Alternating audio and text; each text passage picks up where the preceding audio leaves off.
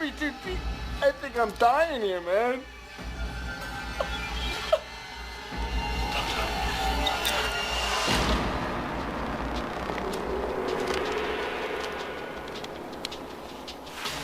Hello? Oh, Stu. What's your motive? Billy's got one. The police are on their way. What are you gonna tell them? Peer pressure. I'm far too sensitive. I'm gonna rip you up, you bitch! Just like your fucking mother! You gotta find me first, you pansy-ass mama's boy! Fuck! Fucking hit me with the phone, dick! Fucker, where are you? You fuck! Did you really call the police? You bet your sorry ass I did. My mom and dad are gonna be so mad. 22-minute podcast.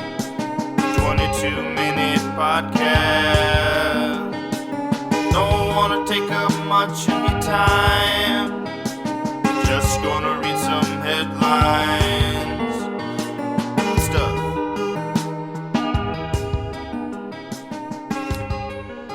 Welcome to the 22-minute podcast. My name is Wes Sievertson. Today is Friday, January 24th. It's Friday. It's Friday. I'm so happy it's Friday. That's a man-child character I just came up with on the spot. It's Friday.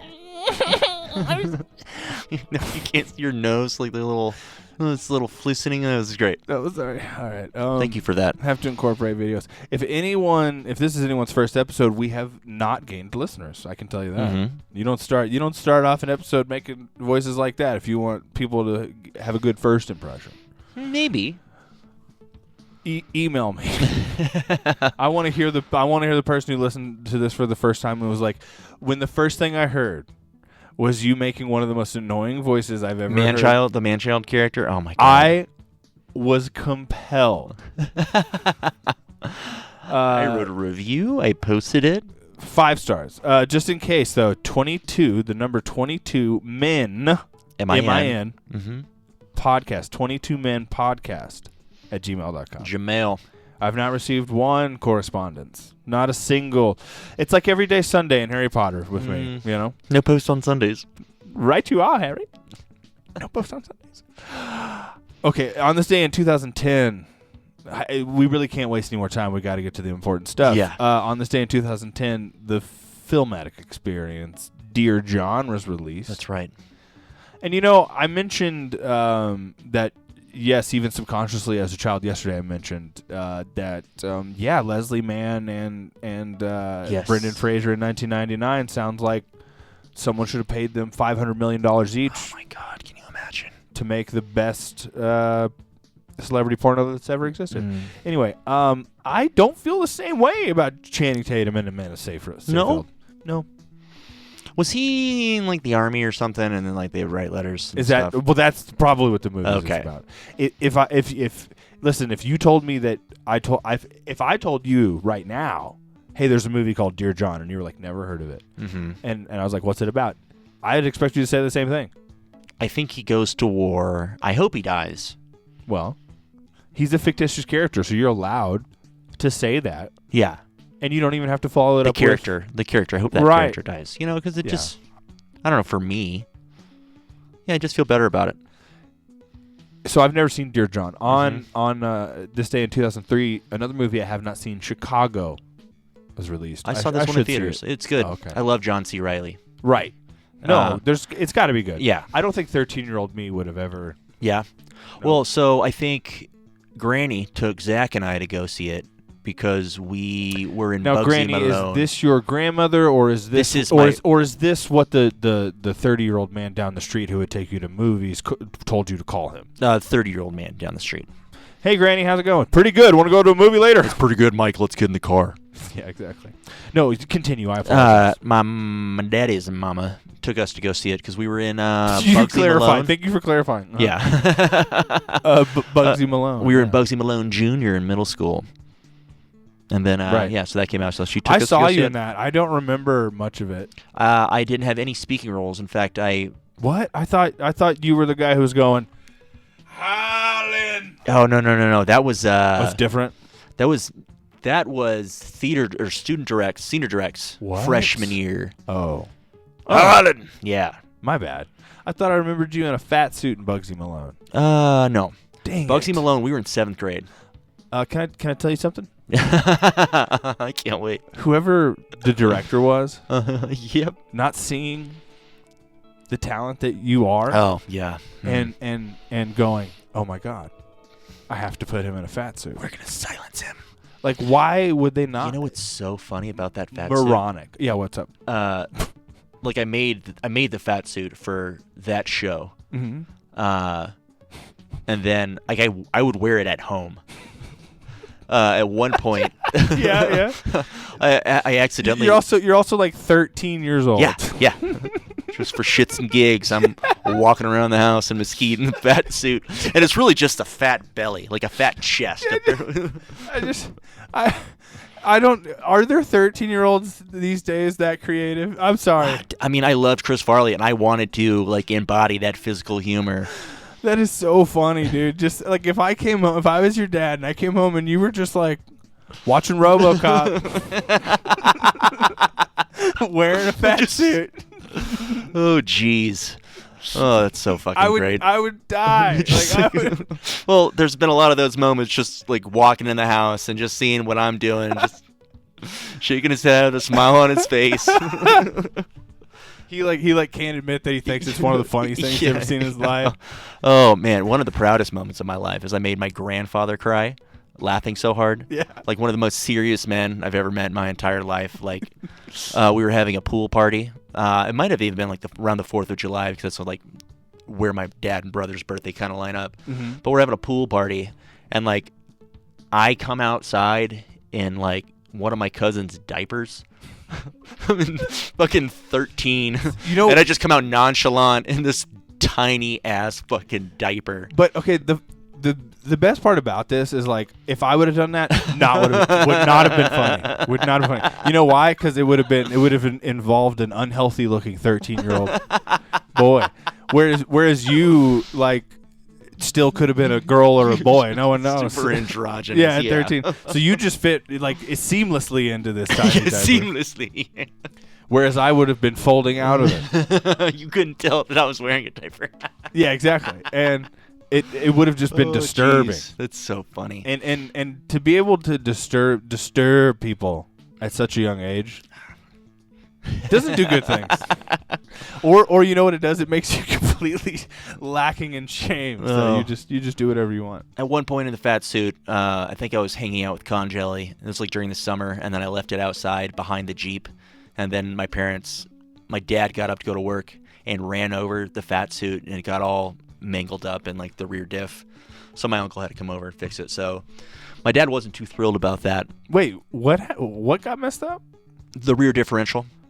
That's a part of a car. Yes, it's within the back axle. Okay, I'm gonna plug my phone back up here. I'm gonna call Kevin.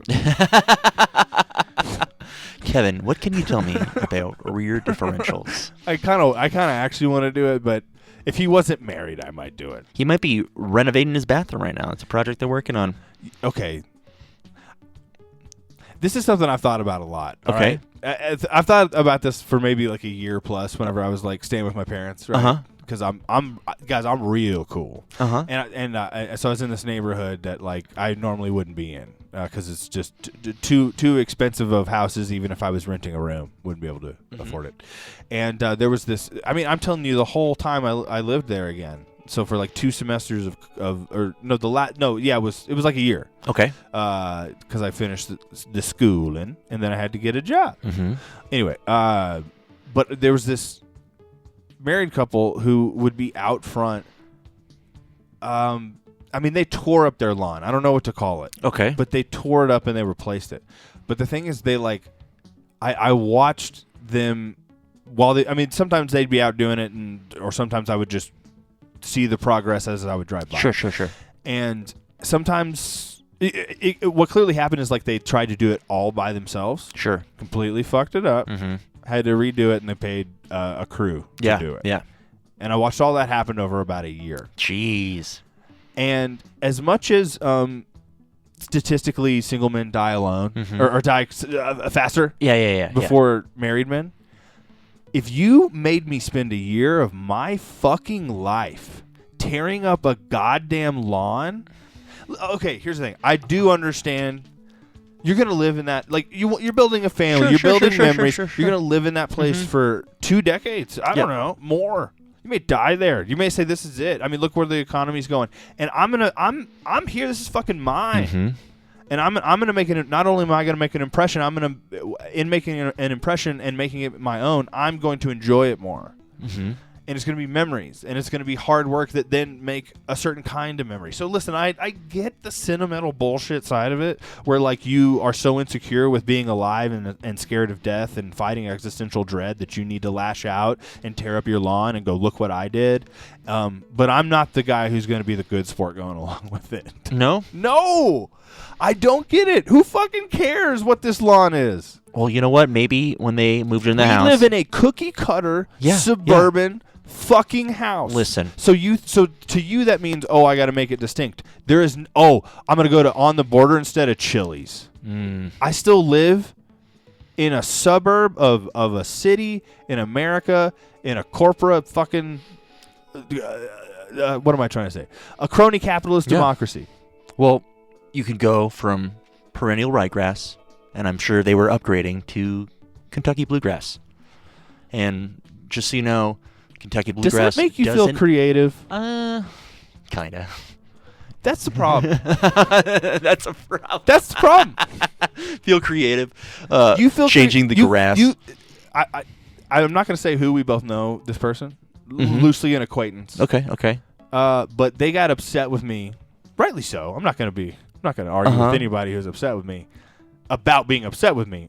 That's justifiable.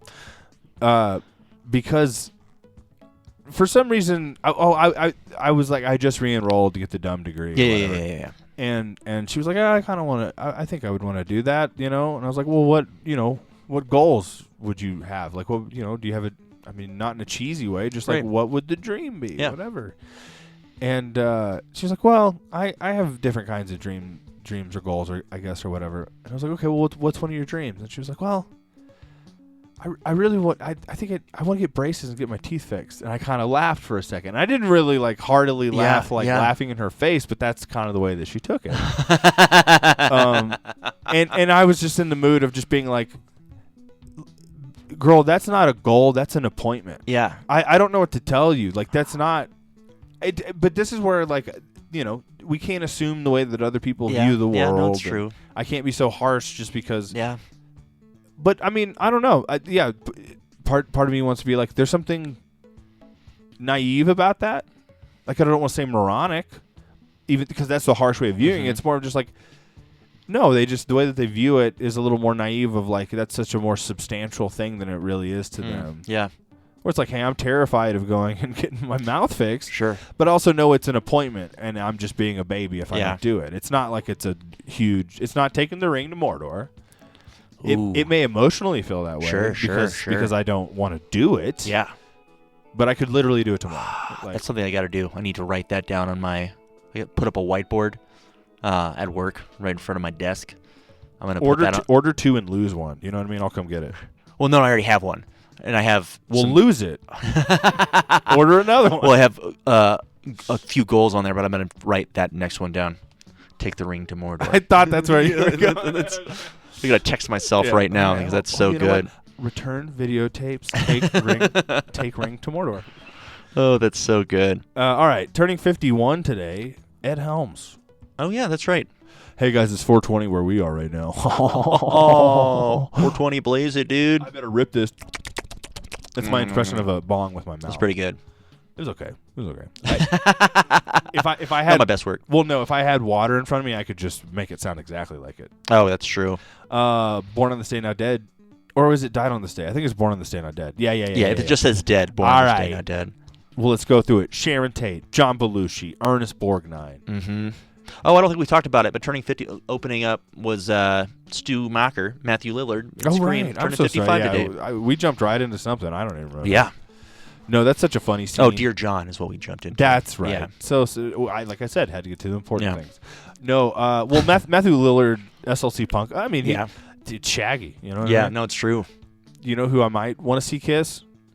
Shaggy and Velma. Yeah, 100%. Matthew Lillard and Linda Cardellini. Oh my! I love her too. Yeah, that's what I'm saying. Jesus. Just maybe they should date. I know they're both married and probably have kids and stuff, but maybe they should just like date for us. Yeah. So we can follow For it. us, you know. So we can follow it. Mm. Maybe that's the new reality show.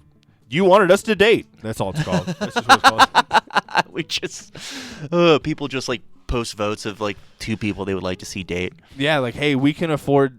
We asked A-level celebrities what it would take, what the dollar amount was, and this is who we can afford. This is who we can afford. I'm surprised they got Linda Cardellini, to be honest with you. She was the bulk of it. Yep. That would be the truth. I think Matthew Lillard, even if married, it's probably a good financial decision. That's just.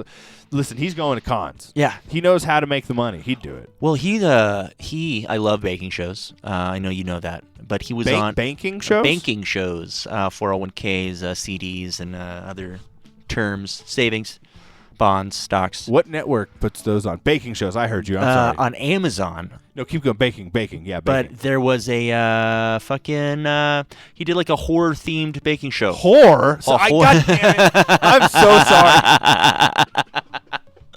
Oh, it's like you were born to derail. I love it. I love it so much. I apologize. No, don't apologize. It's great. But he did a baking show, baked treats. A horror baking show. Horror-themed baking show.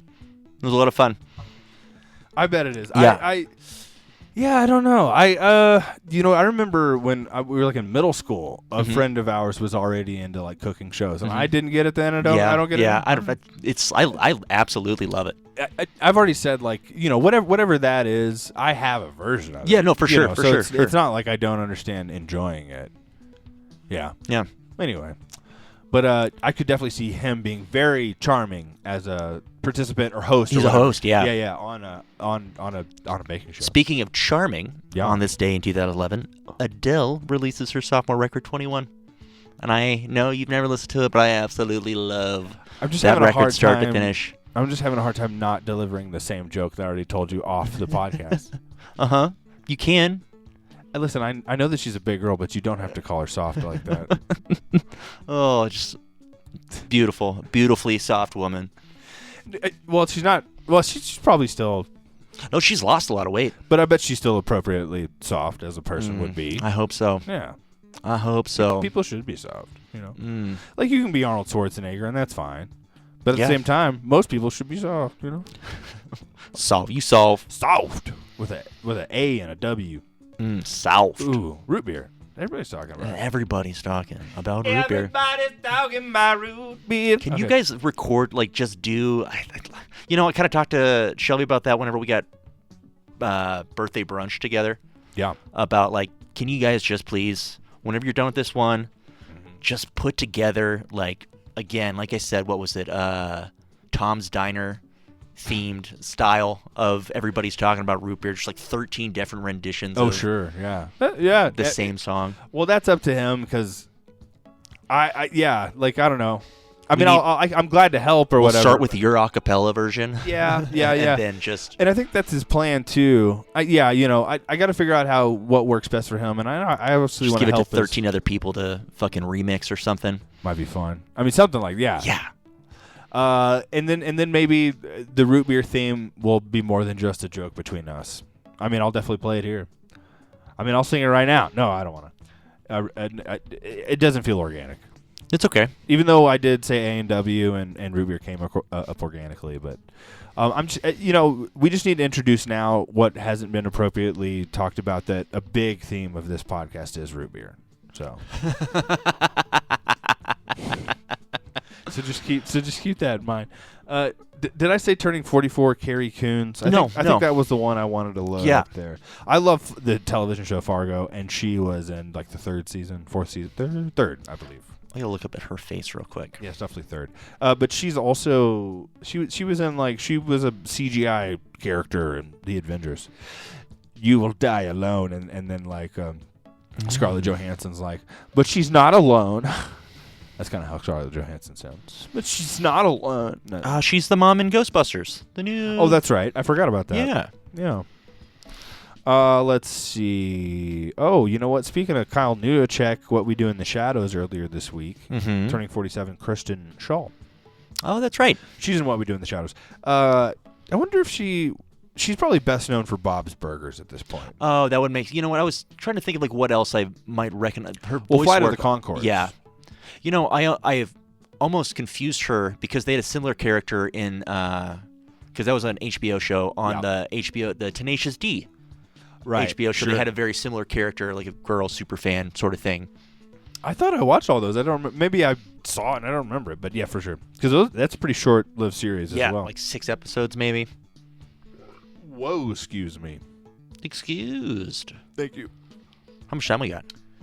A little over a minute. Okay. 2019 on this day, Weezer's The Teal album's released. Do you like it? Honestly, no. It's a covers record. Oh. They cover Africa, Take On Me, Billie Jean. I mean, I like.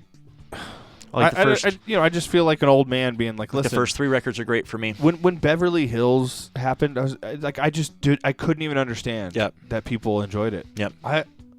I don't know. I mean, I don't.